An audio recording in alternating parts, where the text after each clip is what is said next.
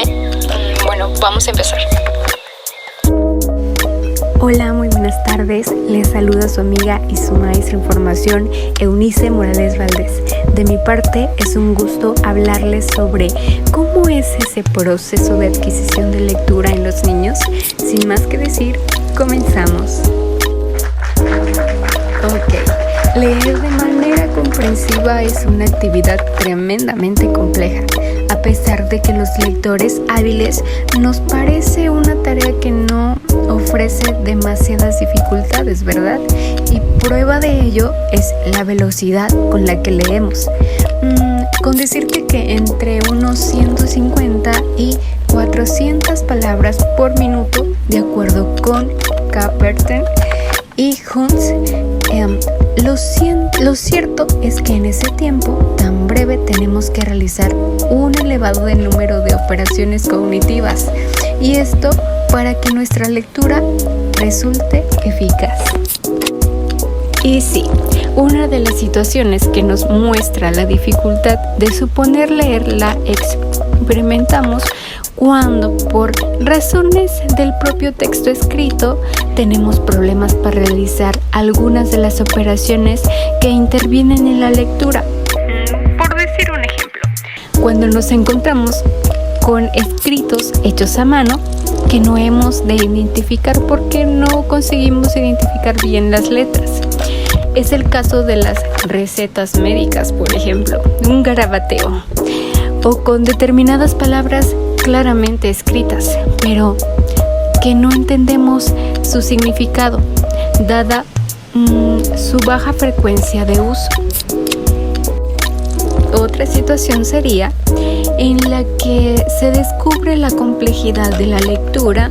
Nos la muestran las personas que leían normalmente e incluso disfrutaban leyendo, y que a consecuencia de una lesión cerebral han quedado incapacitadas, por así decirlo, y tienen esa incapacidad para leer o tener un proceso de lectura firme, ¿no? Existen 4 niveles del sistema lector. El nivel 1 es el perceptivo y de identificación de las letras. Para que un mensaje escrito pueda ser procesado por el lector, tiene que ser previamente analizado por el sistema visual.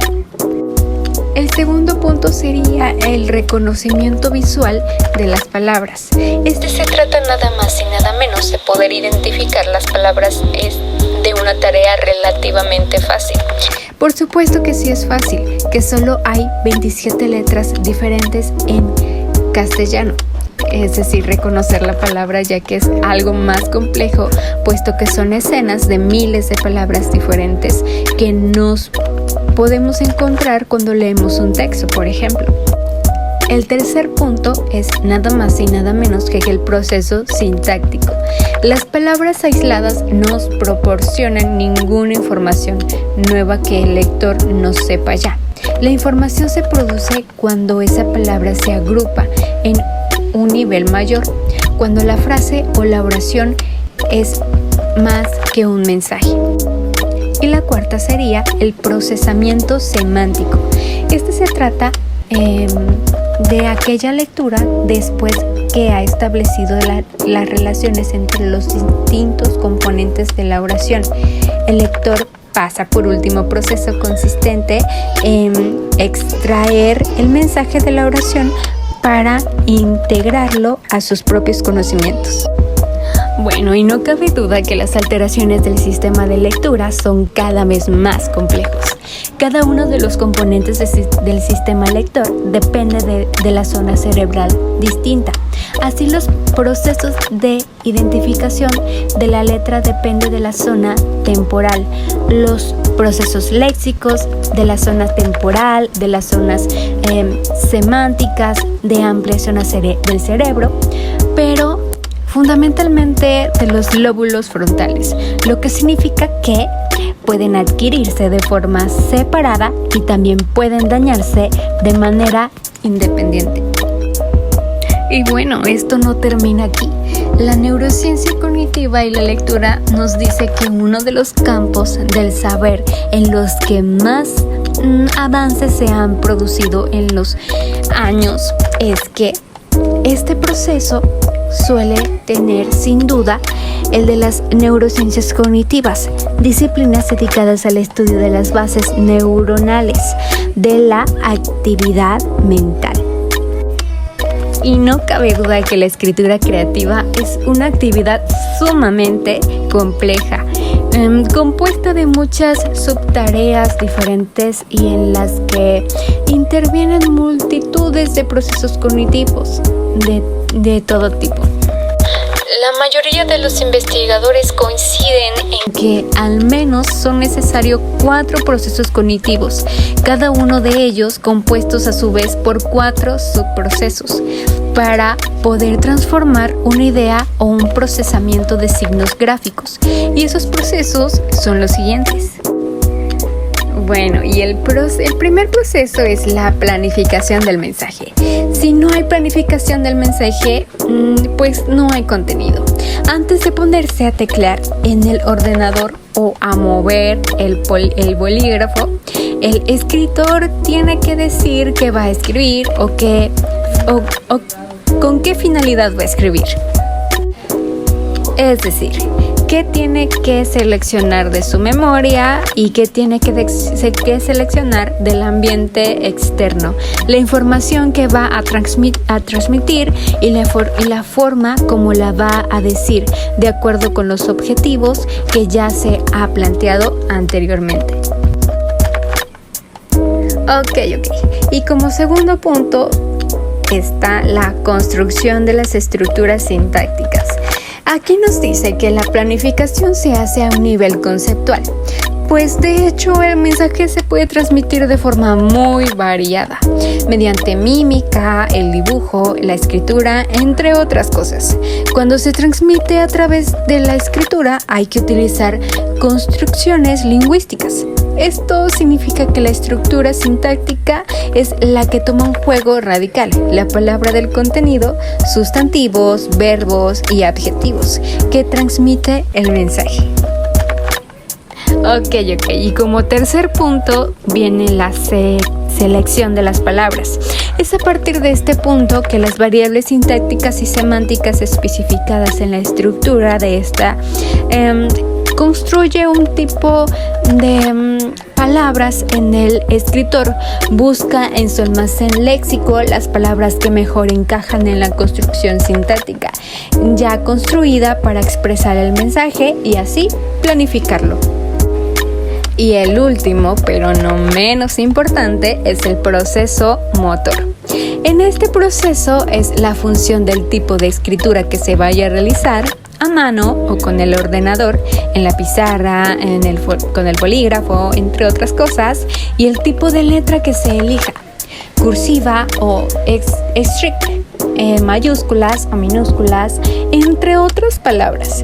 Se activan los procesos motores que se encargarán de producir los correspondientes signos, ya sean gráficos o no gráficos. Ok, y para sacarte de tus dudas te voy a mencionar cuál es la relación entre la lectura y la escritura. La lectura y la escritura suelen presentar como un tipo de unidades inseparables, como las dos caras de una misma moneda, ¿verdad? Y en cierto modo es cierto, ya que la lectura solo se puede realizar sobre algo que está escrito, bolígrafo y una hoja. De todas formas, conviene resaltar que la lectura y la escritura son componentes de muchos procesos y conocimientos que son muy comunes y ambos generan actividades. Por ejemplo, cuanto mayor información se disponga sobre un tema, sin duda, mejor será la comprensión de los textos que traten sobre ese tema al conseguir activar conocimientos previos y al mismo tiempo facilitar la composición escrita sobre ese tema. Relaciones entre el habla y la escritura. Ciertamente, igual que la escritura, el habla, tenemos que planificar lo que queremos decir, construir estructuras sintácticas. buscar las palabras adecuadas y realizar los movimientos adecuados. A expresar mediante sonidos el mensaje. Sin embargo, existen claras diferencias entre ambas actividades.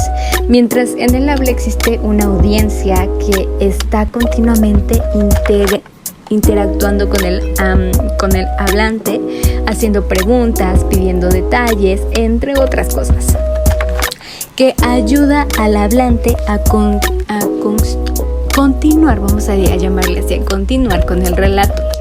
En la escritura, aquí triunfa la falta de interacción y vamos a llamarle como un tema o un término egocéntrico.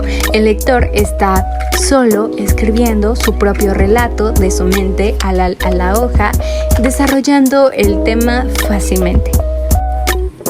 Un escritor llamado Rubin afirma que existen dos tipos de diferencias básicas entre el lenguaje oral y el lenguaje escrito: las referentes al medio de comunicación y las referentes al mensaje. Algunas de las referentes al medio son la modalidad, ya que el lenguaje oral utiliza rasgos prosódicos para facilitar la estructura lingüística, mientras que el lenguaje escrito solamente utiliza signos de puntuación. El siguiente punto que menciona es la interacción del lenguaje oral es interactivo y el escrito no. El tercer punto es la implicación. En el lenguaje oral y el oyente está implicado en la comunicación, en el lenguaje escrito no lo está. El contexto espacial presente en el lenguaje oral y en el escrito no lo está. En el contexto temporal presenta también en el lenguaje oral.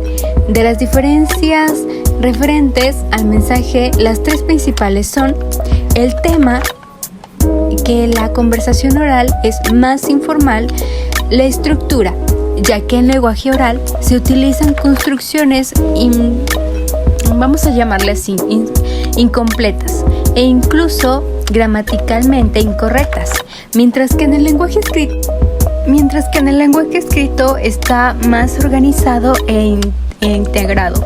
El punto final es que la función, es decir, que en el habla cumple funciones comunicativas mucho más importantes y mucho más claras. Ok, y ya para finalizar, no cabe duda que los niños empiezan a analizar las palabras sintácticas y semánticas de manera muy temprana. Se relaciona directamente con el uso de la rutina visual o la léxica de la lectura. Esta fase se sitúa en los 7 a 8 años, vamos a llamarle así. Es una función fundamental.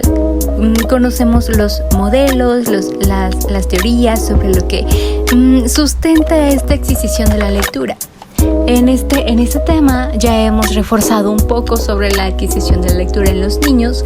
Espero y haya sido de muy claro y de muy agrado para todos ustedes. Me despido, soy Eunice Morales con este podcast sobre la adquisición de la lectura en los niños. Muchas gracias.